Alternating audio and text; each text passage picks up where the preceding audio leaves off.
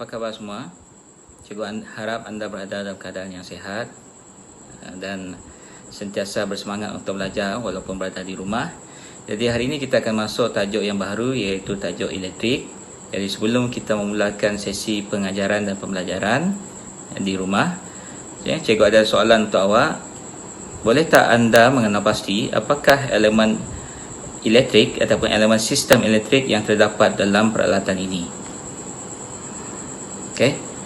Cikgu harap selepas sahaja sesi ini selesai, sesi pengajaran ini selesai, anda boleh menjawab soalan tersebut.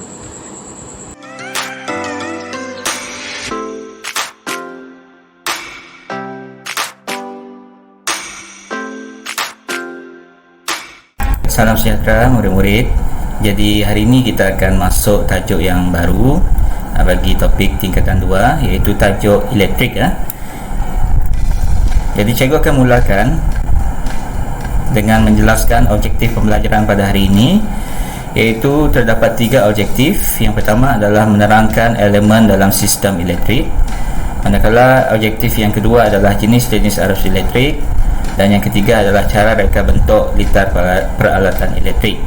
Jadi untuk makluman semua pelajar, ketiga-tiga perkara ini pastikan murid faham dan jelas baik sahaja sesi pengajaran ini selesai. Sekiranya masih juga tak faham, murid digalakkan untuk membaca sekali lagi nota yang cikgu berikan dan juga merujuk buku teks sekiranya terdapat mana-mana bahagian yang dirasakan kurang jelas.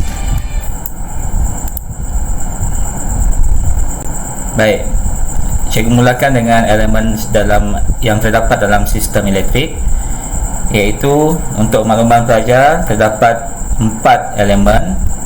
Yang pertama adalah sumber, yang kedua adalah medium, yang ketiga adalah beban, dan yang keempat adalah kawalan. Jadi untuk elemen yang pertama, iaitu sumber tenaga, terdapat 2 jenis sumber tenaga, iaitu yang pertama adalah sumber yang boleh diperbaharui. Sebagai contoh dalam gambar ini cikgu masukkan sumber yang boleh diperbaharui adalah hidroelektrik. Selain daripada itu, terdapat juga sumber tenaga yang tidak boleh diperbaharui, iaitu sebagai contoh dalam gambar ini adalah dana kuasa daripada arang batu. Jadi dalam elemen elektrik, sumber tenaga adalah sumber yang memberikan kuasa ataupun arus elektrik terhadap peralatan elektrik. Jadi sekiranya cikgu bagi contoh bateri. Jadi bateri ini dia berada dalam sumber yang mana satu, boleh diperbaharui atau tak boleh diperbaharui. Jadi mungkin ada pelajar yang sudah boleh agak. Kalau bateri ini dia tergolong dalam kumpulan sumber yang tidak boleh diperbaharui. Pastikan pelajar boleh mengenal pasti perbezaan antara sumber yang boleh diperbaharui dan tak boleh diperbaharui. Senang sahaja. Yang boleh diperbaharui maksudnya boleh dikitar semula, manakala sumber yang tak boleh diperbaharui maksudnya dia tak boleh dikitar semula. Maksudnya sumber ini boleh habis. Masuk kepada elemen yang kedua dalam sistem elektrik, iaitu medium. Medium ni merupakan perantara di antara sumber dengan beban. Sumber seperti yang cikgu dah nyatakan tadi, sumber ni yang memberikan tenaga ataupun kuasa arus elektrik terhadap peralatan elektrik tersebut. Jadi medium ni dia berada di tengah-tengah. So itu dia berfungsi sebagai perantara antara sumber dengan beban. Beban ni kita akan tengok kemudian, tapi secara ringkasnya beban ni adalah yang menghasilkan kuasa ataupun menghasilkan kesan terhadap peralatan elektrik tersebut. Sebagai contohnya, beban untuk kipas ini adalah motor dalam kipas ni dia akan menghasilkan kesan putaran angin ataupun putaran kipas. Jadi terdapat 2 medium. Yang pertama adalah medium yang ada wire ataupun berwire, manakala medium yang kedua adalah medium tanpa wire.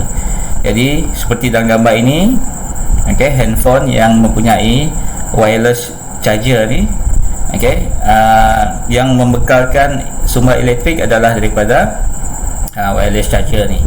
Beban pula adalah yang menerima sumber tenaga tersebut. Yang itu berkaitan dengan medium. Baik, cikgu teruskan lagi dengan elemen yang ketiga, iaitu elemen beban.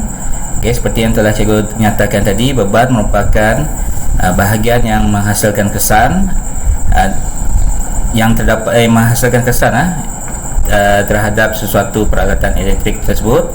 Okey, sebagai contoh dalam gambar yang pertama ni, ini adalah gambar kipas. Kipas ni, putaran kipas dihasilkan oleh motor elektrik. Jadi beban yang dihasilkan ataupun bahagian yang kesan yang dihasilkan adalah putaran kipas. Manakala dalam radio ni pula, peralatan elektrik yang menghasilkan kesan adalah pembesar suara ataupun speaker ni. Jadi speaker ni ataupun pembesar suara ni akan menghasilkan kesan, iaitu bunyi. Iaitu itu adalah fungsi beban dalam elemen sistem elektrik. Okey, manakala elemen yang terakhir iaitu elemen kawalan.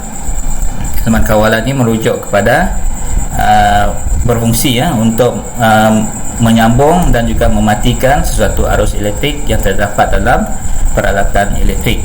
Okey, jadi terdapat dua jenis kawalan, iaitu yang pertama adalah secara manual. Okey. Nampak tu dia menggunakan jari ataupun menggunakan tangan untuk menghidupkan ataupun mematikan arus elektrik. Manakala kawalan yang kedua adalah secara automatik. Okey.